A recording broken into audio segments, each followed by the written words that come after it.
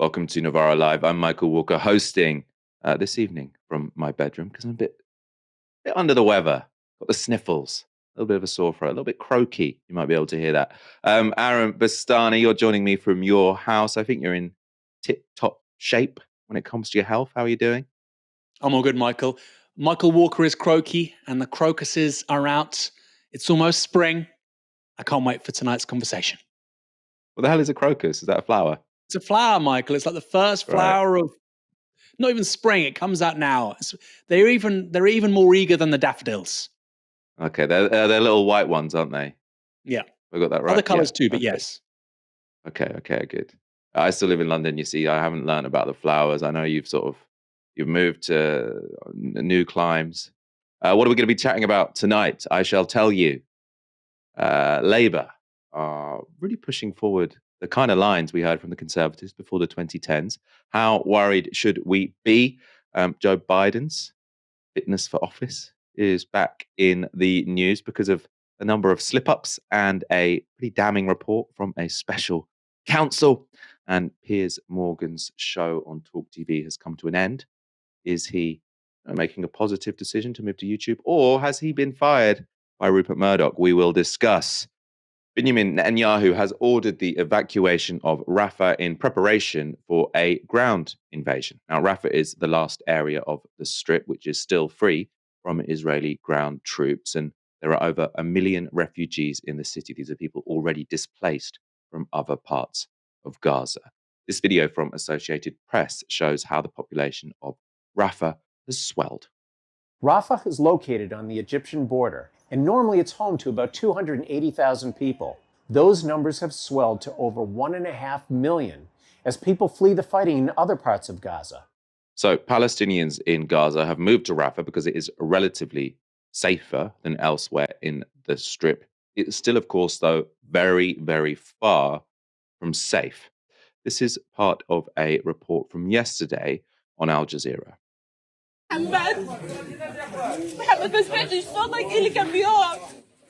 Mohammed, I didn't hear your voice for so many days, she says. But he's among the tens of thousands of Palestinians who've been silenced forever. The bodies kept coming as 2 more residential areas were targeted by Israeli forces. I swear to God, there is no safety. I fled Khan Yunis to Rafah, and here they bombed us in Rafah.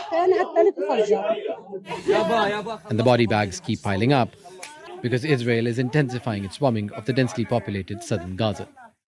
Now, this is one of the rare occasions when the United States have publicly pushed back against Israeli plans. National Security Council spokesperson John Kirby said this yesterday. I can tell you we've seen no plans that would convince us that they are about to or imminently going to conduct any kind of major operations in Rafah. I think you all know more than 1 million Palestinians are sheltering in and around Rafah. That's where they were told to go. There's a lot of displaced people there, and the Israeli military has a special obligation as they conduct operations there or anywhere else to make sure that they're factoring in protection for innocent civilian life, particularly the civilians that were pushed into southern Gaza by operations further north, Khan Yunis and North Gaza. I could tell you that absent any full consideration of protecting civilians at that scale in Gaza, military operations right now would be a disaster for those people, and it's not something that we would support. So John Kirby said there at the start, we have no intelligence that suggests that Israel is about to mount a campaign in Rafah. Well, the Americans could do with some better intelligence or some better friends, because within 24 hours of that statement, Israel announced this. So these are tweets from the Prime Minister of Israel's account. The Prime Minister's office says it is impossible to achieve the goal of the war of eliminating Hamas by leaving 4 Hamas battalions in Rafah.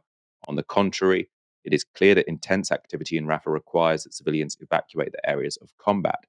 Therefore, Prime Minister Benjamin Netanyahu has ordered the IDF and the security establishment to submit to the cabinet a combined plan for evacuating the population and destroying the battalions.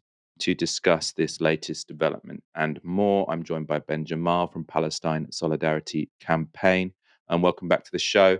Ben, can I get you to start by Good sort of morning. commenting on this latest news from Rafah? You've got over 1 million refugees from elsewhere in Gaza there, and now Israel telling everyone to evacuate in preparation for a ground invasion.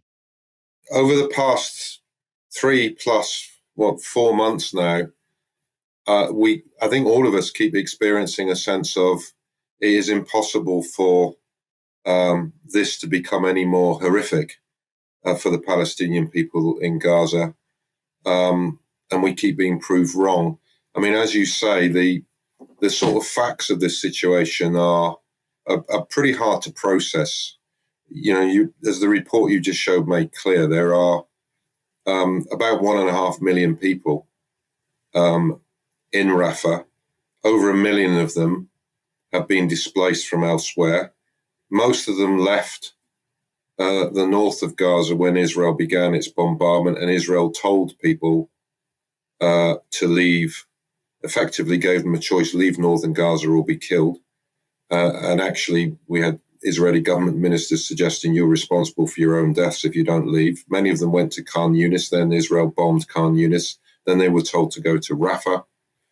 And Israel has been bombing Rafah, but obviously now is planning what it calls an evacuation, but is a forced expulsion. I heard an interview this morning, a live interview with a woman, Palestinian woman in Rafah, who basically said, I've been displaced 6 times now, has young children, and put this question. She said, where is it I'm supposed to go? We have our back to the border and our face towards the sea. And the answer to that question that Benjamin Netanyahu is effectively giving is, I don't care where you go. This is an appalling situation. And as you said, we did have yesterday, the development that has been increasing, at least rhetorically, of the US putting some pressure on Israel, saying, look, if you try to launch a military operation in Rafah, that would be unacceptable. But we hear the response from Israel, and, I don't think anyone's going to be optimistic that the US government will now say, well, we're not going to accept that, and therefore we will actually employ effective measures to stop you doing this. Our question has to be the pressure that we need to put on our government to take action, which for 3.5-4 months hasn't been sitting silently by. It's been continuing to provide Israel with diplomatic, political, military, and economic support. It's been green-lighting what is clearly a genocide. But now we're in the next stage. And for some time, we know that Israeli ministers have been furnishing plans actually for a forced expulsion of the Palestinian population in Gaza into Egypt. And we may be seeing the beginnings of that unfolding. It may well be predictable that over the next few days and weeks, we're going to see a forced expulsion if Israel can persuade Egypt to open the border, framed as a humanitarian gesture, but effectively would be a second Nakba worse than the first Nakba, a mass ethnic cleansing, and nobody would have any confidence that Israel would ever allow those Palestinians to return home. There would be lots of pressure being put on Egypt now, although, I mean, as I understand it, sort of the Americans aren't particularly keen for Palestinians to go there because they're worried that then Egypt, and which is currently a US ally, might have a lot of political instability. So just, people between a rock and a hard place. You mentioned there's sort of pressure on the UK government to not be supporting, essentially. I mean, they're not just, as you say, they're not standing back and watching on as this happens. They're actively arming the Israelis and supporting them diplomatically. What is Palestine Solidarity Campaign sort of latest priorities when it comes to this? I know sort of the demos are still going on. Lots of people are still turning out to the big national demos in London. Can you sort of talk to us about the latest in terms of the campaign? Look, we have a long-standing campaign, and part of our message over the last 3 months is, history didn't begin on October the 7th. What we have been calling a genocide for many weeks, and now obviously Israel is being, that charge is being accepted by the ICJ, who is now actively investigating whether Israel's committing the crime of genocide. Our argument has been this is being built on the foundations of 75 years of settler colonization, ethnic cleansing, and the imposition of apartheid. So we have long-standing campaigns to address those root causes. for 3 months, as Palestinians have asked us, the priority is to stop the genocide, to mobilize popular power for a ceasefire. And we've been mobilizing across every front that we can. I think the most visible, obviously, are the national marches. We've now held 8 national marches of unprecedented size. Up to 1 million people, marched on Armistice Day. We're still generating crowds of at least 250,000 marching, but we're interspersing those with local and regional days of action. And we're also trying to effectively harness that pressure into long-standing campaigns. And look, we're a solidarity organization, so our job is to give a message to the Palestinian people they don't stand alone, but to show active solidarity. And what they ask of us, they're always clear. What is it you need to do to demonstrate active solidarity? And it's end your complicity, end the complicity of your government, of your public bodies that continue to invest in companies and corporations that effectively provide the infrastructure of support that enables apartheid to be sustained, and end the complicity of those companies themselves. And one of our core campaigns, and we've stepped it up today, is a campaign against Barclays Bank, which invests over £1 billion in more than 9 companies that supply weapons to Israel. And today we have launched an account closure as the next stage of that campaign. We've been picketing Barclays banks for a long time, trying to persuade people, but now we've urged people to collectively close their account. And today, at the launch of that, over 1,500 people have closed their account, and we're going to keep the momentum up. We're building to another account closure day on March the 21st, where we will be looking for even greater numbers of people to close their account on that day, to put collective pressure on the bank to end its complicity. What's specific about Barclays Bank? So in what way are Barclays a lot more implicated than HSBC or any other bank in the UK? Well, that's a valid point, and there are many banks we could have targeted. Barclays is not alone, but strategically, we focus on specific targets, and Barclays has specific complicity in terms of the amount it invests. It also invests. One of the companies it's investing in is one that your viewers will be familiar with, Elbit Systems, Israel's largest arms manufacturer, which actively markets its weapons to the world on the boast that they have been battle tested, meaning tested on Palestinians, tested on Palestinian civilians, many of them being used in Israel's current assaults. This is a particularly egregious company, and Barclays, having dropped an investment in Elbit after a similar campaign some years ago, reinvested. So that's one of the reasons why we're targeting Barclays. But part of the purpose of this, if we're successful in putting pressure on Barclays, and the thing that will matter to it most of all is obviously people closing their account, then it delivers a message to other banks. And that's really how the strategy of boycott works. We try to avoid a scattergun effect where people go after random targets. We ask people collectively to focus on a core number of targets. And if we're successful in those campaigns, it delivers a message to other companies. Similar model to, some of your viewers will recall the campaigns against apartheid South Africa. And Barclays will resonate with people, because people with longer memories like me will recall that Barclays was one of the companies targeted because it was bankrolling apartheid. Well, it's now here in the 21st century bankrolling genocide and bankrolling Israeli apartheid. Benjamin, thank you so much for joining us this evening. Always a pleasure to have you on.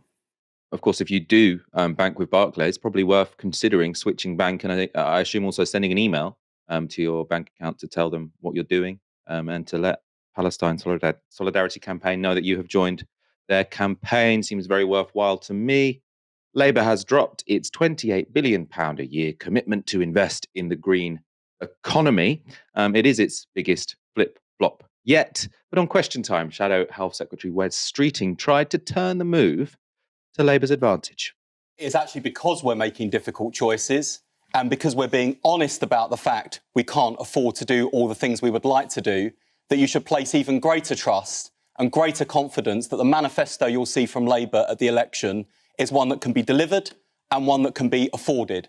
It is no secret that since we made that £28 billion announcement in 2021, the economy has changed for the worse, the cost of borrowing has quadrupled, and that is in no small part thanks to the disastrous mini-budget, which has not only trashed the nation's finances, it means that families across the country are having to make even harder choices than we are as politicians, like the parents who are having to put essentials back on the shelves in the supermarkets because they can't afford them because the prices have gone up, like the families who are having to tell their kids that this summer there won't be the holiday abroad because the mortgage has gone up, because the rent's gone up.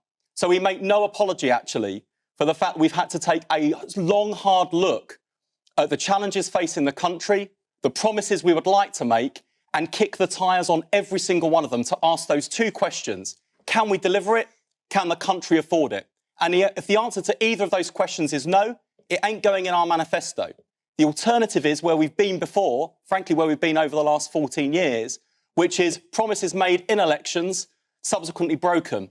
And if there's one thing that's in even shorter supply in our country than money at the moment, it's trust in politics and politicians. So the challenge for the next Labour government, if we win the next election, is to rebuild the public finances and your family's finances, to rebuild our country and our public services, but also to rebuild trust in politics. And that is why we have had to look at our manifesto commitments very carefully and all of the policy ideas that are floating around and make sure that we can go into the election and look you in the eye and say every pledge we've made is a pledge that we can deliver and a pledge that the country can afford. And I think that's the right thing to do, and I'd rather get hard time now than let you down after the election.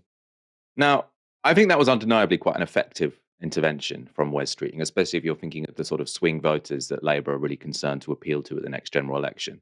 Why is it effective? I think because, one, it's trying to reassure people who might be concerned about voting Labour, who think that they'll spend lots of money and then increase taxes. And at the same time, you're getting in this attack on the Tories when it comes to economic management, which has been remarkably successful. Everyone seems to blame Liz Truss's mini budget for the fact that we have high interest rates, and I think it's only partially to blame. Interest rates are up everywhere. What's worrying though about this? So when people say that this is an electoral disaster, to me, dropping the £28 billion, if you're thinking purely electorally, I can see the logic. The worry for me is that when they get elected, what are they going to do? Right? If they get elected, what are they going to do? And why it's especially worrying is because in justifying dropping this £28 billion pledge, the Labour Party have adopted exactly the rhetoric which the Tories deployed in 2010. Let's look at Rachel Reeves, the Shadow Chancellor, of course, speaking this morning. Why should anyone believe the things that you say about your plans when you are prepared, if the circumstances require it, to just do other things? But it's very hard to know what we can believe. Well, in the almost 3 years that I've been Shadow Chancellor, I think people have heard loud and clear from me that fiscal responsibility, economic responsibility are the most important things for me, because it is absolutely essential that the public finances are managed well. And when economic circumstances change, your plans have to change as well. We all know that as families, that when the money coming in is not as much as what it was previously, we have to adjust our own plans. And it's true for governments as well. Okay. It's true for governments as well. We'll go on in a moment as to why that's not necessarily the case, but I think you will recall that that is exactly how the British public were primed for a decade of really, really destructive austerity based on that really poor economic analogy. And Rachel Reeves isn't, she's not going off script there. She's repeating what Keir Starmer said the day before. The reason for that is because since we announced the 28 billion, the Tories have done terrible damage to our economy, not just the Liz Truss budget, but also now the government briefing that it's going to max out on the government credit card. So you've got the Rachel Reeves Shadow Chancellor, her line being sort of like, the government is just like a household. The Tories have basically emptied the bank account, and so now we can't afford to spend money on anything good. Keir Starmer with a sort of even, I think, more wrong-headed analogy, essentially, which is to say they've maxed out the credit card. Now, Britain's credit card is not in any way maxed out because it's still very easy for us to borrow essentially as much money on financial markets. Now, the only concern, if you just borrow sort of infinitely, then you will create inflation, of course. But if you borrow to invest in the productive economy, then that's likely to be quite helpful in the medium and long term. So how I think about this, day-to-day spending potentially is a bit like a household, right? You don't want to be spending more on public services and people's wages than you are getting in taxes. If you want to increase the quality of public services, as I do, then you're probably going to have to increase some taxes, as I would, especially on the wealthiest in society. But unlike a household, we can essentially borrow unlimited amounts of money to invest in really valuable stuff that will increase productivity and growth in the long term. And then you're thinking more like a business, right? You're thinking more like a business, and actually not even that much like a business, because we can also print money. We've got quantitative easing. Of course, you don't want to do that to unlimited degrees, because then you'll get inflation. But this idea that we can't spend money if we're in a poor economic situation, I think is a disastrous one. It's also the opposite of Keynesianism, by the way. So Keynesianism sort of suggests when you have a bit of a downturn, that's the time to turn the taps on. Of course, we have close to full employment, so it wouldn't quite work in this situation. But Aaron, how worrying is this kind of rhetoric from the Labour Party? Well, it's deeply worrying for a bunch of reasons. Like you say, Michael, first of all, the analogy between a credit card and a state, a sovereign state, is completely wrong-headed. Unlike much of the rest of Europe, we don't have the euro. We have actually, for once, an advantage in this country. And yet we're not making the most of it. We haven't made the most of it. We had the exact same arguments, like you said, after 2010. And actually, it would never have been better to have invested in productive capacity and generate returns in the future. People like to use this business analogy. Here's what businesses do. They get debt to invest in making money. You want to go start a business, you go to the bank, you get a business loan, you start the business, you pay back the loan, and after 10, 15 years, whatever, you're clear of any loan repayments and you're just in the blue. And that's the case for every single asset you can imagine, whether it's social housing, whether it's creating new nuclear power capacity, whether it's HS2. It's the exact same principle. Now, that doesn't mean all of them make money, but there are investments the state can make, such as, I think social housing is pretty obvious, which will generate returns for the taxpayer. There's a reason why private firms want to get involved in all of these things. It's because they make money. They're profitable, right? Macquarie didn't get involved in Thames Water out of the goodness of their heart. It makes money. Not huge money, not great returns. It's quite a low margin area, water, but it certainly doesn't lose money. Secondly, the interest rates that are paid by the taxpayer fundamentally on British debt, they're called gilts. That is still very low compared to the kinds of debt accessed by private financial actors. So if you're building a bridge and it's paid for by an asset management firm, or if it's paid for by UK debt is cheaper to access to build that than the finance that is accessed by the asset management firm. So this idea, it is still very cheap money, fundamentally. Again, doesn't mean you go willy-nilly with it.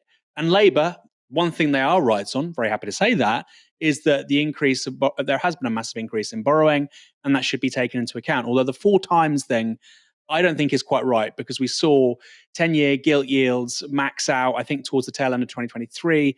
They've gone down again since, but regardless, and they could be significantly down probably by the time they come to power. They probably will be. But regardless, yes, you need caution, more caution than, say, 2-3 years ago, but it's still relatively cheap money. Thirdly, this idea that the mini budget is to blame for inflation. I mean, Michael, everybody knows that prices have been going up since early 2022. And of course, the mini budget didn't come along for a long time thereafter. So, yes, it's great for Labour. I'm concerned that the media, and I say this as somebody on the left, I'm concerned the media aren't picking that apart more, because it's absolutely reminiscent of the Tory line that Labour was somehow to blame for the bank bailouts and the failure of the global financial system in 2007-8. Wasn't true then. This isn't true now. That doesn't mean I like Liz Truss. That doesn't mean she didn't create an absolute clusterfuck, which, yes, had consequences. But this idea of high inflation and therefore high interest rates being a result of the Tories and Liz Truss and Kwasi Kwarteng, not true. And look, Labour are a political party. Political parties are opportunists. That's the ism. They generally believe in politicians, opportunism. But the media is there to point these kinds of things out.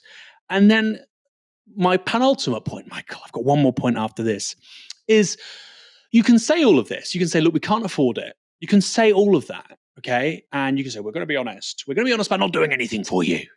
You can say all of that. Fine. Good for you. And if people vote for you, great. If they get a majority of 300, obviously clever politics. But the point I really can't stand, Michael, is when you have Labour saying, we can't afford X, Y, Z, we won't do X, Y, Z, and then you still have people on the Labour benches, often, let's say, frankly, they're journalists, influencers, outriders, people in the media. They'll say, this is still a very dramatic intervention of decarbonisation. It's a radical programme of decarbonisation. It's not. It's far less radical than Bidenomics. Far less. Now, again, you could say, well, that's justified. We need to change the planning system before we invest loads of money. Whatever. Fine. But it's not radical. Okay? And it's certainly not going to lead to net zero anytime soon. And there is a deliberate elision between zero carbon electricity by 2030 and net zero. We are not looking to this, by the way, has been said in The Guardian, in the FT. Paul Mason has said it in his little Medium pieces. There's this elision that is very important because decarbonising electricity is the easy bit. And by the way, I don't think we're going to do that either because you're going to need to build lots of nuclear. I suspect that's what will happen. By 2030, Labour will have given planning permission for lots of nuclear plants. We would have built more renewable capacity. We won't be at 100% of electricity being renewable, but they'll say we now have the plans in place that by 2040 it will be. You know, it's just fucking stupid. They're lying to people, frankly. And people like Paul Mason, who say, actually, this is a really ambitious, radical plan to decarbonise, they're lying. They're lying. It's not. It's a lie. It's a political lie. So you can say we can't afford it. I mean, I don't agree with that. You don't agree with that. We've said why. But even if you do agree with that, there's a really big disjuncture between these 2 points. Finally, Michael, Labour will increase taxes. They will increase taxes. They have to increase taxes because they want to rearm. They want to do all these things they say they want to do, whether it's on the NHS, whether it's on climate, although I don't think they'll do much of that, like I say. But then fundamentally, Michael, we have the major problem of an aging population. And it's very hard to cut spending or to even to freeze spending in the context of an aging population, particularly on things like elderly care, particularly on things like, healthcare just generally, because of course healthcare conditions get very expensive for older people. The number one killer in this country now is dementia. Dementia is very expensive. Heart disease, very cheap. If somebody has a heart attack, they live or die. And if they live, they can go back to, broadly speaking, most of the time, their condition before. It doesn't mean they're fit and healthy, but they don't need 24 hours care every day, 7 days a week. That is the case with dementia. With an aging population, that will be a political and social fact. So that the tax thing, we won't increase taxes. I suspect they will. And to finish, I think for the left now, people say, oh, the left has to be part of Starmerism. Look, you can do what you like.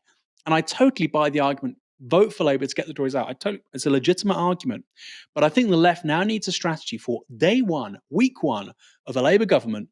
What do we do? And how do we oppose Austerity 2.0? Because I really think there is not that much difference in the prospectus between Labour is offering in 2024 and what David Cameron offered in 2010. Both Labour and the Conservatives have committed Britain to the same fiscal rule. And it's this: by the end of the next Parliament, or within 5 years, debt as a proportion of GDP should be falling. Now, it's an arbitrary rule. It's a very technical rule, sort of picked out of thin air. And it is the rule that we're often told is the reason why we can't have nice things, why we can't have high-speed rail that goes beyond Birmingham, why we can't have a green energy system, why we can't have hospitals that don't fall down. Right? This is all because it would break the fiscal rule. As I say, it's arbitrary. And the proof is this: the Tories don't even understand it. And not just the Tories in general, the chief financial secretary to the Treasury. So the person who's supposed to be totting up all the numbers. They work for the chancellors, the person with the big ideas, the chief financial secretary to the Treasury is supposed to tot up all the numbers and make sure, dot the I's and cross the T's. Well, she's called Laura Trott, and she doesn't understand the fiscal rule. She was speaking yesterday on Radio 4 to Evan Davies. What is puzzling me is how you can be even talking about tax cuts when a central pledge is getting debt down and debt is going up. So the central pledge is one of our fiscal rules, which is that debt needs to be falling over the 5-year fiscal forecast as a percentage of GDP, which it is. No, it's higher in 5 years than now.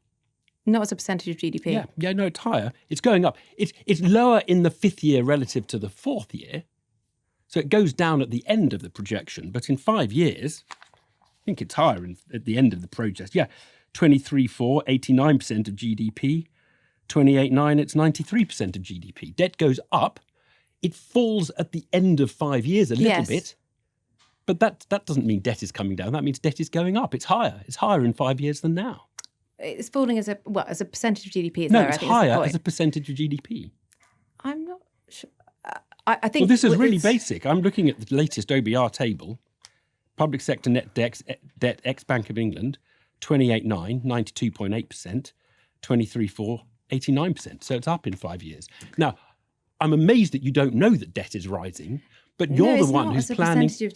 I'm looking at the percentage of GDP. This is. I think I need to have the figures. I've got different figures, so I think we just need to. Okay, let's just suppose if debt is higher on the OBR forecast in 5 years than now, you couldn't possibly be cutting taxes while your pledge is that debt should be falling. The point is that we have our fiscal rules, and within those we have an amount of headroom. So we will only do things that are fiscally responsible and sit within our fiscal rules. It's a really, really big point, this, isn't it? And one of us has obviously got it wrong. I think I'm looking at the right table, and I think I'm looking at the right line.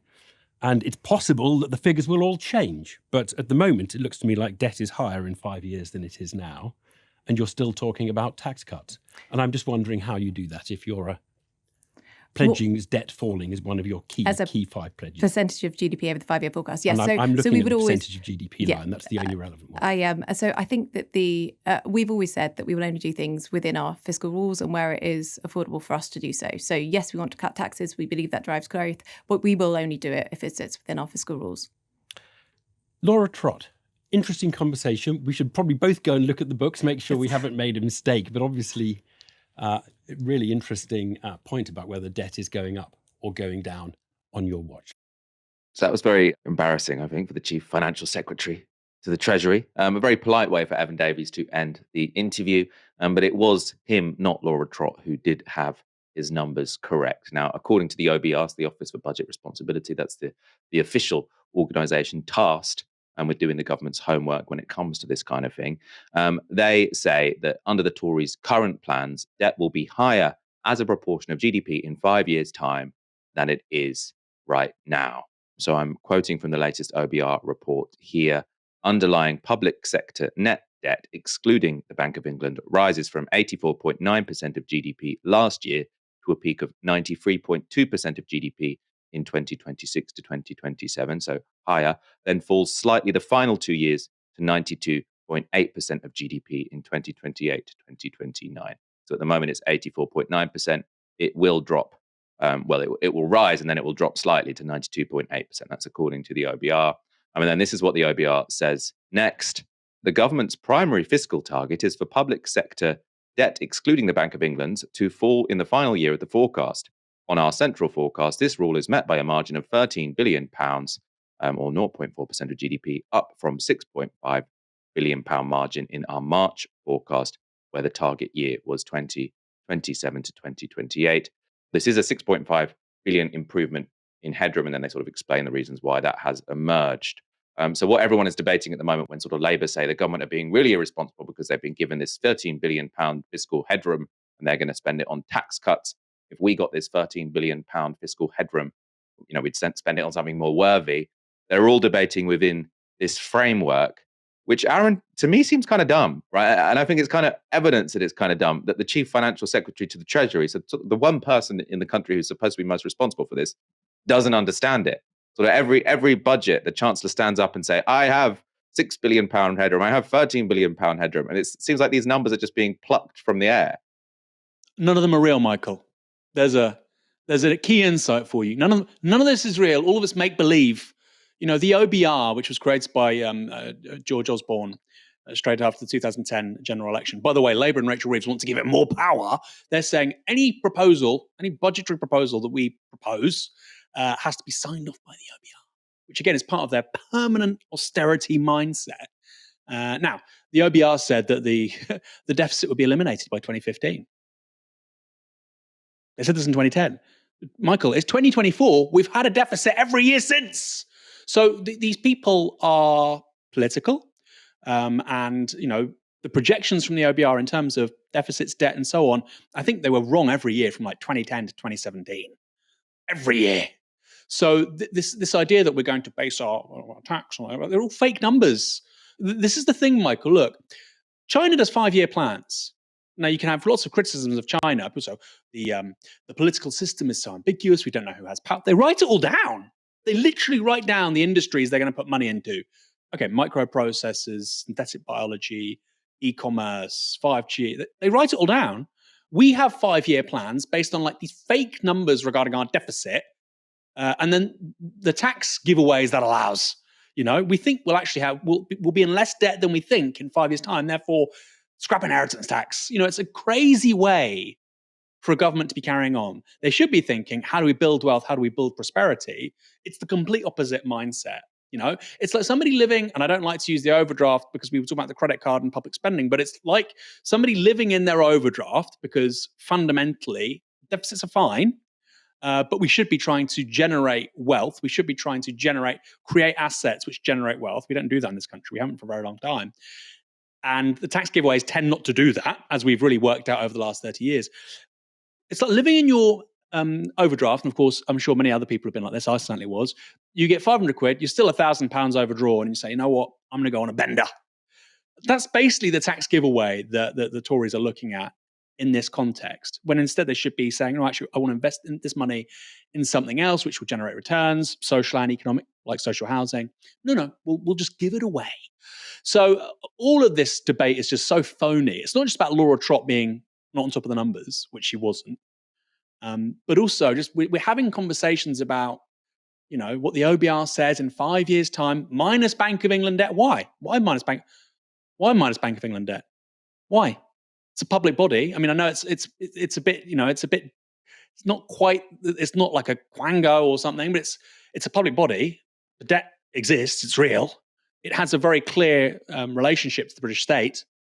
So why would you not include Bank of England debt? When you do, by the way, it's close to 100% of GDP. And remember, in 2010, we had a debt to GDP of 60%, apparently end of the world. But now it's close to 100% when you include Bank of England debt. The Tories want to give tax giveaways. It's almost like austerity and the political program, which was offered by George Osborne and David Cameron after 2010, and so obsequiously allowed by Nick Clegg. It's almost like that was complete bullshit. It was a hoax. Austerity was a hoax. We know that 14 years later, and yet we now have a Labour leader broadly saying the same thing. And then my final point, Michael, which I understand, but still it's annoying, is that, Evan Davis had her on the hop. He had her on the hop. He'd caught her out, and he should have humiliated her. But he's a nice man. He's a nice man. And the cozy relationship in this country between politics and the media, because they're all in London, they all know each other. Predator is often prey. Many journalists become politicians. You wouldn't do that. You wouldn't humiliate her. He should have, because this is a really important topic, Michael. This is life and death, okay?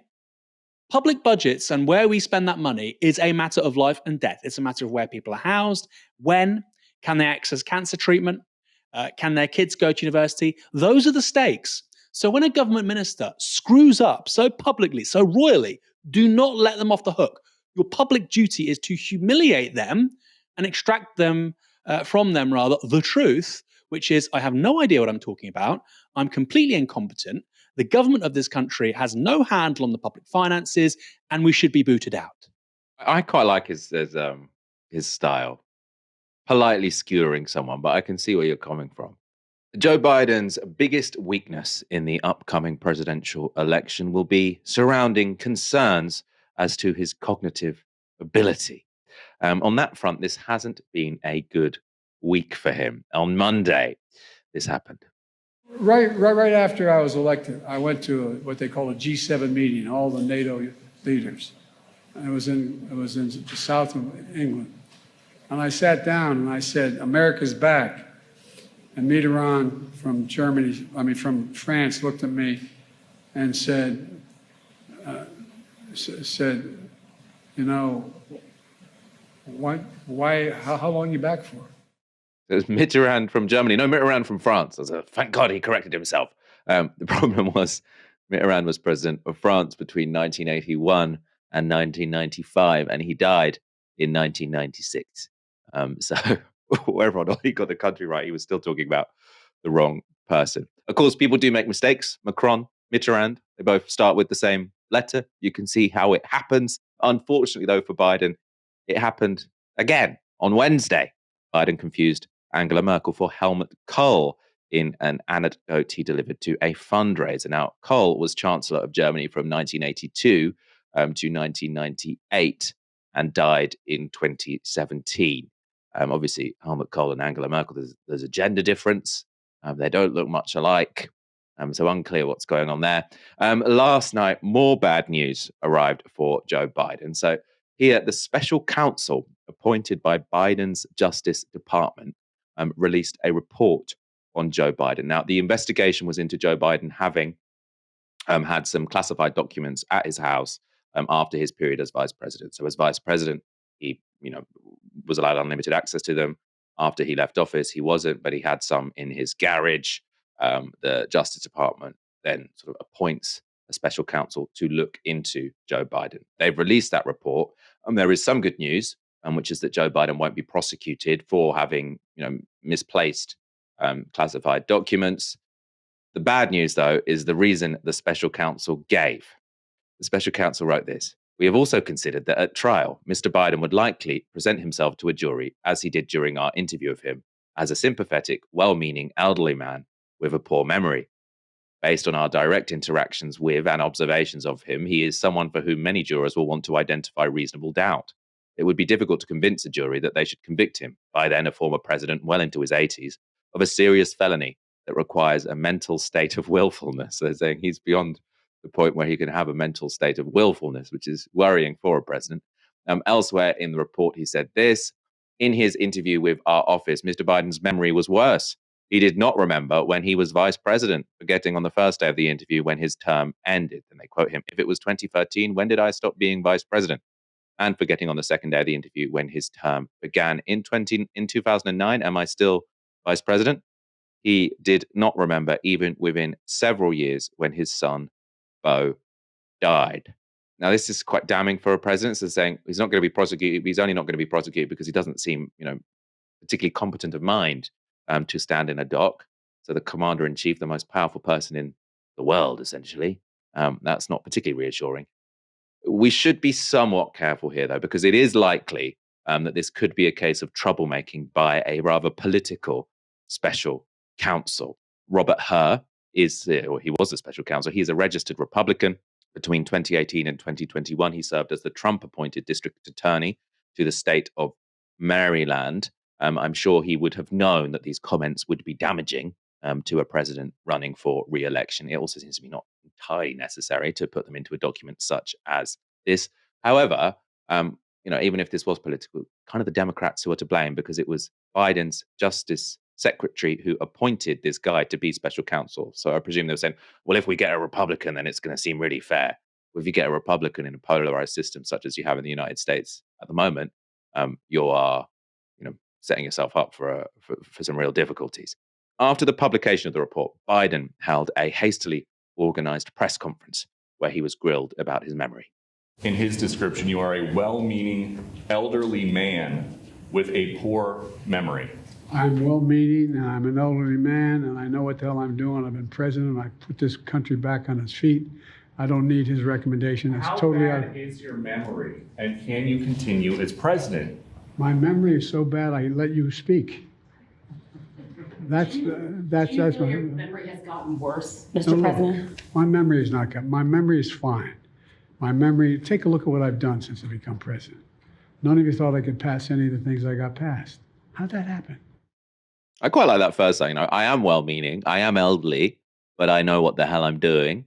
Unfortunately, at that same press conference, he went on to say this: The conduct of the response in Gaza, in the Gaza Strip, has been over the top. I think that, as you know, initially, the president of Mexico, Sisi, did not want to open up the gate to allow humanitarian material to get in. I talked to him. I convinced him to open the gate. I talked to Bibi to open the gate on the Israeli side. I mean, people often say that Joe Biden sort of mixes up the American interest with the Israeli interest. Now he's mixing up Americans' neighbors with Israeli neighbors. He's calling Egypt Mexico, which is rather strange. Aaron, this has been a difficult week for Joe Biden, hasn't it? Well, look, Michael, it happens. Mexicans, Egyptians, they're both quite ethnically ambiguous nations, An Egyptian could easily be a Mexican. They tan very well. So, yeah, it's been a strange week, Michael. I'm obviously kidding. It's a ridiculous thing to say. I suppose they might say, well, borders, we've got a border with Mexico, the issue with Egypt, Gaza, the border, I don't know. But it has been a very difficult week. And Michael, this is really now coming to a head. He is now clearly in an advanced state of cognitive decline. This is not a joke. This is not a meme. He probably wasn't entirely with it in 2020, but he could function. I remember having doubts about his cognitive abilities in one of the primary debates, and then he skewered Bernie Sanders. I don't know what the hell they injected him with, but he was on fire. So I thought, you know what?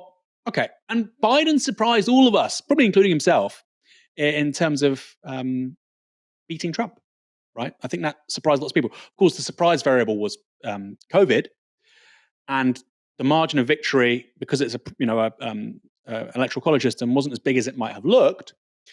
But, it was still impressive. And actually, his legislative agenda on some things has been very impressive. IRA, for instance. His relationship to unions, very good. I'm not disregarding any of that. I don't want Donald Trump to win, but equally, he clearly has advanced dementia, right? I mean, that second clip you showed, it's like a guy who's just slowing down. His Duracell batteries are coming to an end, And any 81-year-old, this is not ageist, it's not disrespecting older people. Any 81-year-old is going to struggle being the president of the United States of America. Michael, you're in your early 30s. I'm in my late 30s. We would struggle to complete a primary, right? If he wants to become the Republican candidate or the Democrat. Anybody in the world, in their 20s would struggle. It's a physical, emotional roller coaster. He's 81 with the hardest job, arguably, in the world, the most media exposure of any public figure on earth at a very important time for all of us. And clearly he's not up to the job. And I don't think it's a left-wing position to say, don't talk about it, just ignore it. That's not adequate because, again, the stakes here are really high. And I think one of the reasons why, Michael, just to finish, Netanyahu's done what he has done in Rafah in the last 24 hours, the reason why they're ignoring John Kirby, humiliating the Americans, is because they know the commander-in-chief can't tie his own shoelaces. They know Joe Biden can't complete sentences. So what better opportunity, what better set of circumstances to, if not get everybody out of Gaza, or 2.5 million Gazans, which I think they probably would like to do, many people in the Israeli government. Well, at least we'll be able to create a buffer zone and get maybe 500,000 into Egypt or whatever. And that is directly related to the condition of Joe Biden. That doesn't mean Donald Trump will be a better president for the Palestinian people. But I think, it's important to remember, Rashid Khalidi said something really interesting earlier on this week. He said, Joe Biden as president has been worse for the Palestinian people than Donald Trump was. That doesn't mean, therefore, that Donald Trump after 2024 won't be any worse. He probably would be.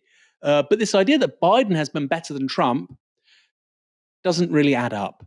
And so there are really big implications for his mental state being what it is. And frankly, I feel sorry for his kids, his grandkids, because this is how he will be remembered. And if he does win a second term, he won't complete it. He will be a laughingstock. He will clearly disintegrate.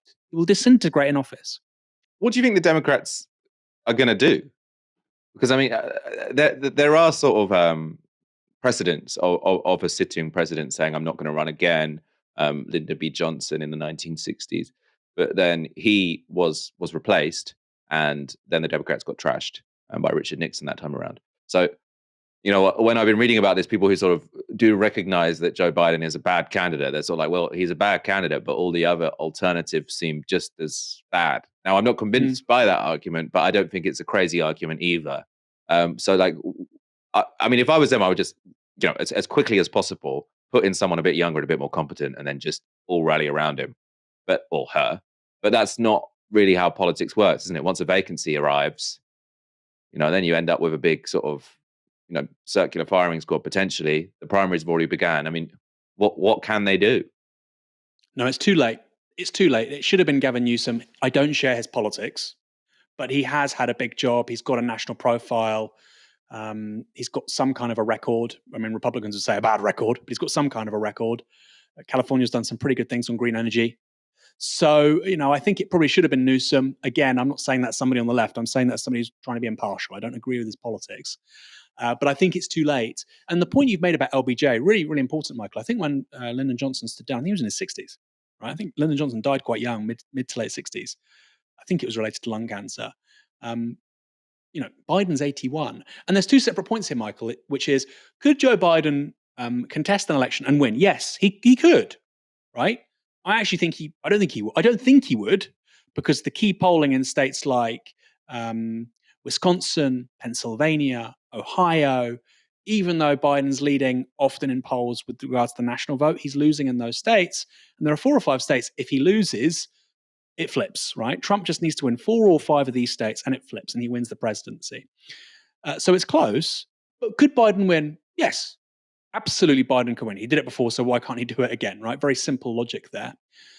But then there's the separate question of, okay, well, would he be a good president? I mean, he's doing okay because he's got advisors around him and so on. He's clearly not all there, but they're still implementing a legislative agenda. But could they pull that off again? I think no. I think it brings American politics and public life and American democracy into disrepute. If you literally have a man in his early to mid 80s falling apart in the highest office of the land, I think it goes actually a lot deeper than party political interest. I think it completely undermines American democracy because literally hundreds of millions of Americans, 330, 340 million of them, I think the majority of Americans would look at the guy and think, how the hell is this man the president? How the hell is this man in charge? Maybe nobody is. And they'd kind of be right, wouldn't they? I mean, look at, like we said, John Kirby and what's going on with Israel and them just ignoring the US State Department. So I think it goes very deep. And there's 2 separate questions there. And of course, if you think it's all about stopping Trump at any cost, and remember, Michael, Trump only serves 1 term, right? He can only go to 2028. It's not like Trump is a young man. He'd have 2 terms. He's groomed a successor. He hasn't. And I think that there has to be some part of the Democrats now that think the long game. The problem for them, of course, is that Trump wants to throw a fair few of them into prison. I think the reason why they didn't get behind Newsom, probably when they should have, is because there was a bit of hopium going on, right? Trump will be stopped from running again by some court somewhere. I mean, plausibly, it doesn't seem like it. I mean, the Supreme Court is stacked with conservatives. Why would they listen to what Colorado has to say? So in all likelihood, he is going to run. So I think it's been a really big political miscalculation here. But like I say, the consequences of a second Biden presidency are almost psychological with regards to their importance and people's disintegrating, eroding belief in American democracy. I think he would get an initial boost just by the fact of beating Trump, right? Because lots of the doubts would dissipate quite quickly if he won an election, because that's an impressive feat in and of itself. But then, potentially by the end of the 4th year, I mean, he might just not do much public speaking by that point if he's not got a restand. Maybe just go into the background. But yeah, all very depressing. It doesn't really speak very well of the American Republic. Less than 2 years after launching his show with massive fanfare, Piers Morgan is leaving TalkTV. Some news about me and this show. I think it's good news. This is going to be our final regular broadcast here on television. But Piers Morgan Uncensored is only going to get bigger. The truth is that many millions of you are watching us on YouTube every day and across our other digital platforms. So much so that cutting short our big interviews and debates to squeeze them into a single hour with commercials no longer makes any real sense.